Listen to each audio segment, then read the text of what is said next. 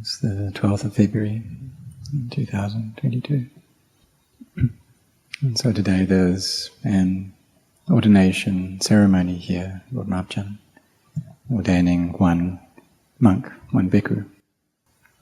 And so there's the upajjhaya, the preceptor who leads the ordination ceremony, and is a young man who has faith in the Buddha, the Dhamma, the Sangha, and comes with the requisites of a monk to ask for the chance to ordain in the midst of the bhikkhu Sangha. So the upajjhaya, the preceptor, gives the ordination, and in that process he teaches some meditation objects, and these 5 objects, these kammatthānas. And so this word kammatthāna, what that means, kamma is our work, and thāna is the basis. So it's the basis, the foundation of our work. So he teaches these 5 meditation objects, these kammatthānas. Kesa, loma, naka, danta, tacho. And he says this in forwards and then in reverse order. So tacha, danta, naka, loma, kesa. So this is hair of the head, hair of the body, nails, teeth, and skin. So maybe we can contemplate just the skin, that which wraps these bodies of ours, and something which our minds attach to as being the self, me or you, attached to it as being something that's beautiful. So the upajjhaya, he teaches that. And at Wat Marp Jan, when Rinpoche would ordain a monk, during that ceremony he would teach about these 5 objects, give a Dhamma teaching during the ordination ceremony, these things which cover up our bodies, that which we take to be a self, something which we don't have an understanding in, things that we're deluded towards. So we think that they're me, that there's a self there, these think that they have beauty to them. And our minds become deluded by these things, and they become pleased. But if we can contemplate these things on a regular basis, then the mind can easily gather into peace, and that's especially so for people who have a liking towards beauty, the beauty of their own bodies or the beauty of other people's bodies. So these 5 meditation objects, they fall into body contemplation, and they are an aspect of the 4 foundations of mindfulness. So we have mindfulness when we're standing, sitting, walking, lying down, when we're listening, when we're speaking, when we're eating, when we're drinking. We have mindfulness over all of these activities, and if our bodies are still, we have mindfulness over that stillness. Or we can be mindful over the breath, along with this word of Buddha. And what it all comes down to, what all of these different meditation methods, or having mindfulness in this way, what this boils down to is peace of mind. When our minds are peaceful, then they are far from the things which obstruct calm, which obstruct samadhi, these 5 hindrances. And so these 5 hindrances, they are kind of a pleasure or a delight in sense pleasures. And then there's annoyance or ill will, there's drowsiness and sleepiness, there's skeptical doubt. But if we have understanding into the meditation objects, then we know that we just do that which we're skilled at, which we're familiar with. So we can contemplate the 4 elements of the body. For example, contemplate the earth, water, fire, and air. If we separate the body out into its elements, then that's what we get, earth, water, fire, and air. So this earth is that which is hard. And if that earth kind of comes together, then we can consider that to be a rock. And each different kind of rock or stone has different levels of hardness to it. But no matter how hard it is, it's still earth element. So that which is hard we call the earth, and this is one element. Another is the water element, another is the heat, the fire in the body, and then there's the air element. And so there are these 4 elements. So we can contemplate this body as being a collection of these 4 heaps. We can separate them out into 4 different piles of elements in order to see that these are just elements which follow the course of nature in this way. So these methods are there for the sake of peace of mind. And if our minds are peaceful already, then perhaps an understanding can arise, an understanding that there really is no being, no me, no you there. And this is vipassana, this is bhavana, maya panya, arising. And the mind becomes bright because it's released its attachments. And this may happen just temporarily. Maybe it's an experience that we have for 1 day and night, or 3 days and nights. And it depends upon the energy of our heart. So what I've been speaking about is concerned with the body. And so there are 32 parts to this body, just like we're taught during the ordination ceremony. Hair of the head, hair of the body, nails, teeth, and skin. But sometimes practitioners can take another one of these objects, bones, for example. And perhaps we can contemplate these bones, and peace can arise. And then there can be the mental image of a skeleton that arises within the mind. And then this skeleton breaks up and dissolves, and just turns back into earth. It dissolves into the land, into the ground, and just disappears. And the true nature, the state of the Dhamma arises here. But if this doesn't happen for us, then we shouldn't doubt, we shouldn't worry, we shouldn't try to get, try to become. Have this desire there. We just carry on with our practice, having mindfulness here in the present moment, and doing that a lot, and just that. And then as we carry on doing that, then these things will occur for us. And perhaps an image comes up that sticks in the mind's eye. It stays there. And then next it becomes an image that we're able to manipulate and change. And then through that, a knowledge and understanding or wisdom can arise. Perhaps, for example, we're contemplating the hair regularly, and we see just one strand of hair fall down to the ground, and knowledge into not-self appears, as wisdom comes up.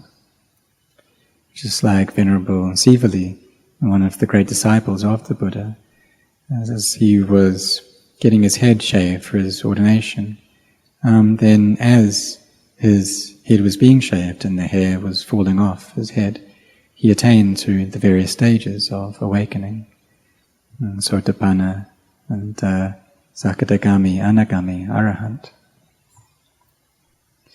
Because this was something that he had contemplated a lot in the past, and his mind was in a very peaceful state already.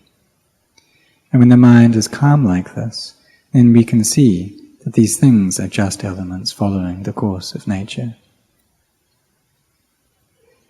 These 5 kamatanas are that which cover up the body. They cover over it, they obscure what's inside. And these are things which we should contemplate back and forth, back and forth. They're a method which can bring the mind to peace easily. Because the nature of our hearts is that they find this pleasure, this delight within bodies. And so these bodies are something which we should contemplate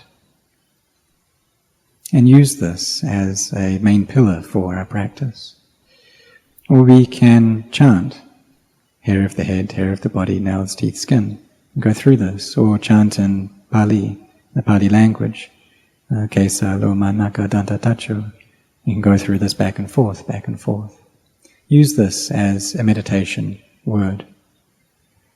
And as we do that, then the scatteredness of the mind should reduce.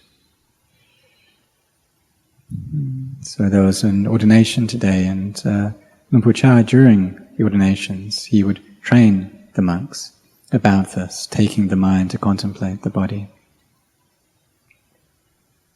So there was one time where my mind could sustain a state of samadhi constantly, and there was this state of peace and brightness within the body and within the mind. It went on for an entire month, and the mind felt very satisfied, very full. And so this was during my fourth rains, the year 1979. So I thought to myself, well, the mind's in such a state of peace already, so I should just contemplate the mind itself, and through that I'll be able to attain to the Dhamma.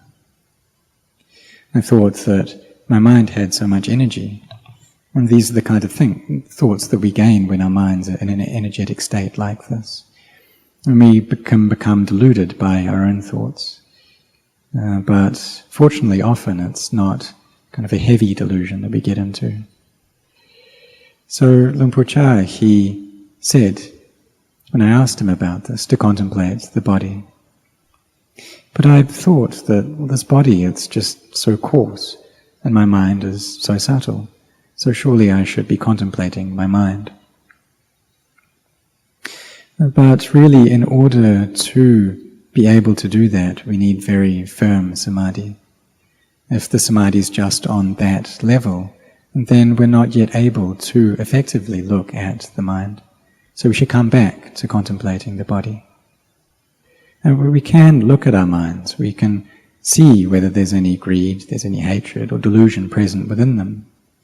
But if we're going to watch the mind and be able to understand that it's merely a mind, just a mind, that level of samadhi, it's not yet sufficient.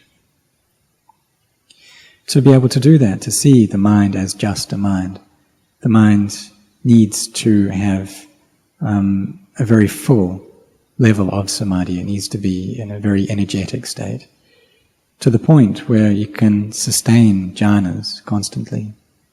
It needs to be to that level. And then we can look at the mind and attain to arahantship.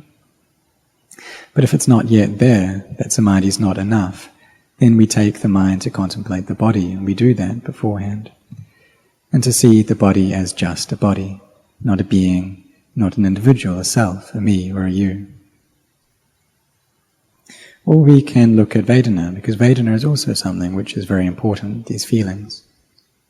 You see how the mind is normally in a scattered, restless state. But if there's very strong feelings within the body, then the thoughts that we have reduce. And we can perhaps establish our mindfulness very well within the Vedana then, and the mind can be brought to peace. So if we're sitting meditation, we feel very achy and tired, and then samadhi can come together. Or perhaps we're walking and we feel exhausted, then we won't be thinking so much. Just step with the right foot, bud, with the left foot, do. Just carry on, bud, do. And the mind comes to peace.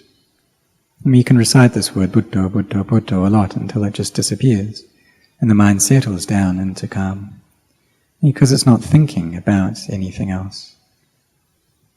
But if we're not yet there, then we need to bring up a meditation method, a strategy to bring the mind to peace. Or we can contemplate. Because for some people, if they just recite this word Buddha, then their minds, they carry on thinking, proliferating, they don't stay with it. And they can wonder to themselves, well, if I just repeat Buddha, then how am I going to gain any wisdom through that? So in that case, you can contemplate. But in reality, these two aspects of calm and contemplation, they depend upon each other. If the mind is calm, we contemplate, then wisdom arises based on that calm. But if there's only deep peace there, then we're just running away from the aramana, from the sense impressions. we don't receive any of these sense impressions, and so we don't get to understand them either. So we can take the peaceful mind to contemplate Vedana, these feelings, and ask ourselves, what is it like? To gain an understanding of these, the Vedana in the body, the Vedana in the mind. And if the heart is peaceful, then we'll be able to separate these out and see how the mind is one thing and the aramana, its objects, are something else. So we have the sights that we see, the sounds that we hear, and the odors, the taste, the tactile sensations. And these are aramanas, things that our mind experiences. And thoughts that appear within the heart, these are also aramana, what we call Dhamma aramana. So when the mind is thinking and proliferating, spinning its stories, then we have mindfulness there, knowing it in time. And we don't allow the mind to continue thinking along in that way. You see how avidya, ignorance, proliferates and conditions to bring rise to sankhara, these conditioned phenomena.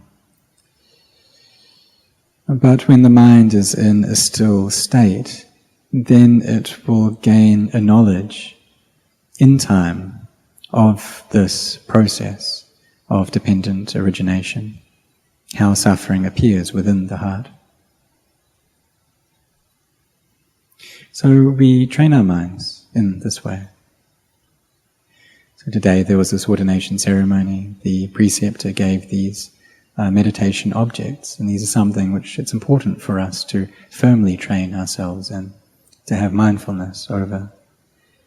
Or we can recite Buddha to bring the mind to peace first, and then when it's calm, then we can contemplate the body, seeing the body as something which is not beautiful, and through that the heart becomes beautiful, it becomes bright and beautiful through its insight into reality. But if we see the body as being something beautiful, then it's possible for the mind to become very deluded in that. So we train ourselves in this way, and bringing the mind to an energetic state. And then when it has energy, we can observe the Vedana, the painful feelings that arise within it, within the body, and we may be able to pass through these to get to the other side. But if there's only a little energy in our minds, and we really torture these bodies, then that can be not such a good thing to do. You can think that if we just torture the body, we may be able to attain to the Dhamma. But that's not right, because the defilements, they reside within our minds. And so we need to be aware of ourselves, how much energy we have, how much samadhi we have. We need to be conscious of our own hearts. And so may all of you set your hearts in training yourselves like this.